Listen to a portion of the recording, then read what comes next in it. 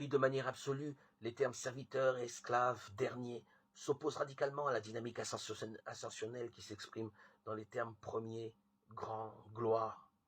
Se placer du côté des uns semble ipso facto éliminer la possibilité même d'envisager les seconds.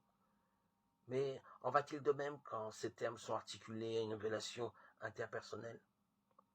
Autant nous associons spontanément être serviteur ou être dernier à un amoindrissement de soi, autant servir tous ou être le dernier de tous, sont des expressions qui rapportent tout à l'exercice d'une action envers d'autres.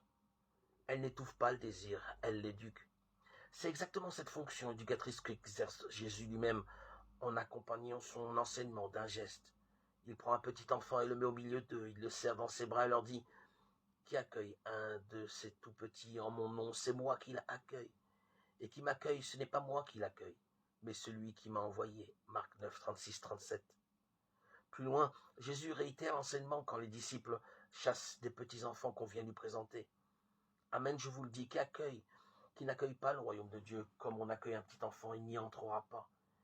Il les serre dans ses bras, il les bénit, en mettant la main sur eux. » Marc 10, 15, 16. Il en va pour celui qui veut être grand et premier, comme il en va pour celui qui se laisse mettre au travail par la venue d'un petit enfant.